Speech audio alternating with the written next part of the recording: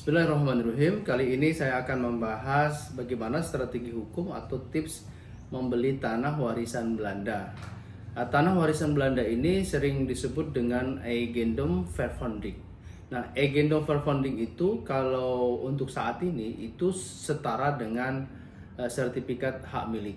Jadi pada zaman pemerintah kolonial Belanda, masyarakat itu, rakyat itu yang memiliki tanah yang paling kuat pada waktu itu adalah sertifikat eigendom vervanging. Eigendom itu sendiri artinya adalah hak mutlak atau sertifikat mutlak atau hak mutlak. Vervanging itu artinya adalah harta tetap. Dalam konteks ini bangunan atau rumah. Jadi kalau kita gabungkan adalah hak mutlak atas harta tetap baik rumah ataupun bangunan ataupun tanah. Itu yang disebut dengan eigendom vervanging. Nah, pertanyaannya adalah eigendom vervanging ini apakah dia dapat menjadikan alat bukti? Nah, eigendom vervanging ini dia masih memiliki kekuatan alat pembuktian dalam konteks kepemilikan tanah.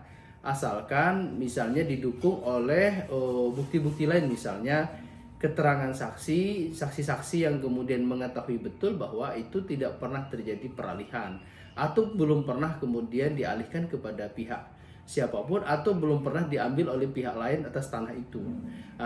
Yang kedua adalah ada keterangan misalnya baik dari aparatur desa ataupun kemudian keterangan lainnya yang menyatakan bahwa tanah itu memang tanah miliknya.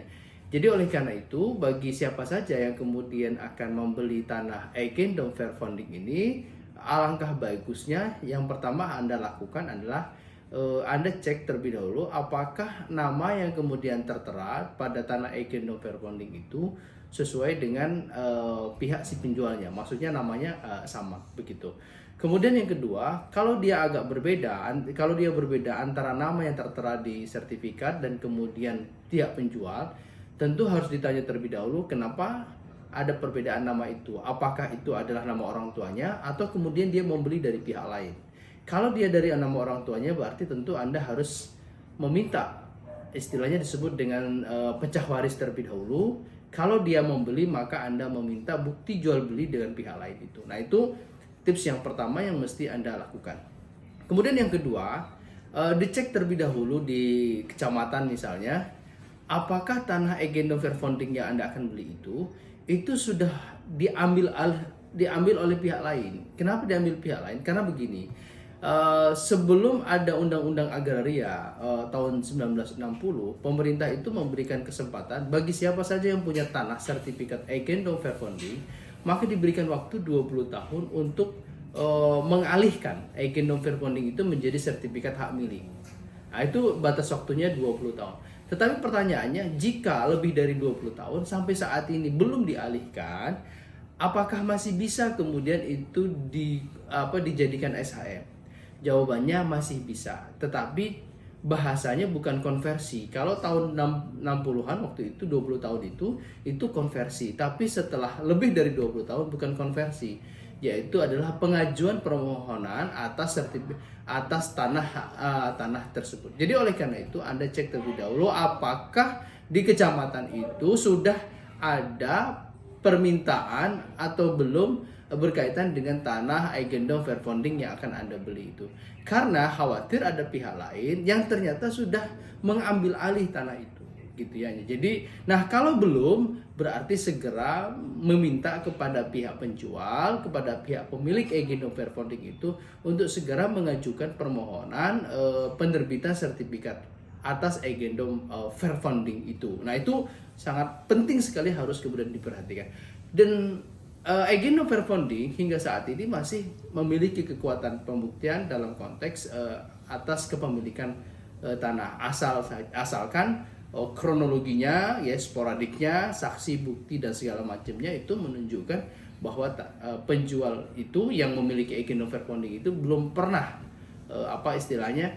dia memang secara de facto de jure juga sebagai pemilik atas tanah eigendom vervanging itu. Hanya saja belum kemudian dimohonkan menjadi SHM. Nah, itu pelajaran penting yang kita bisa pelajari adalah ketika kasus Dago Elos waktu itu ada keturunan orang Belanda, jadi kakeknya ini orang Belanda yang bernama Muller, setelah kemerdekaan berdirinya Republik Indonesia, dia kembali ke Belanda dan meninggalkan tanah sekian banyak yang berada di Dago Elos itu, yang sudah ditempati oleh masyarakat dalam jumlah yang sangat besar. Kemudian cucunya ini setelah berapa Indonesia merdeka, mungkin 70 tahun kemudian, cucunya datang lagi kemarin melakukan gugatan bahwa tanah Eigendom Vervonding peninggalan kakeknya itu adalah punya kakeknya. Dan pada pengadilan tingkat pertama, ahli waris Muller ini kemudian kalah, tingkat tinggi juga kalah, kasasi juga kalah. Tapi ketika mengajukan PK, ahli waris yang orang Belanda ini dia memenangkan perkara bahwa tanah yang ditinggalkan oleh kakeknya itu adalah sah milik ahli waris. Ternyata apa yang menjadi poin penting di situ, ternyata para penghuni atau yang menguasai fisik tanah itu atas tanah Eigendom Vervonding itu, ternyata dia belum pernah mengajukan apapun kepada kepada pemerintah setempat untuk istilahnya dimohonkan menjadi sertifikat hak milik. Dan ternyata yang pertama kali yang mengajukan, misalnya kalau saya baca dalam putusan itu adalah memiliki bukti ternyata ahli waris Muller ini. Nah, dalam konteks itu ternyata dalam konteks PK dimenangkan. Jadi catatan pentingnya adalah sebelum Anda membeli tanah Eigendom Vervonding, Anda cek terlebih dahulu apakah sudah didaftarkan atau belum. Kalau sudah, siapa yang mendaftarkan? Kalau belum, kenapa belum didaftarkan? Nah, itu yang menjadi catatan penting dari tanah membeli Eigendom Vervonding. Demikian, terima kasih banyak. Sampai jumpa di video berikutnya. Terima kasih. Assalamualaikum warahmatullahi wabarakatuh.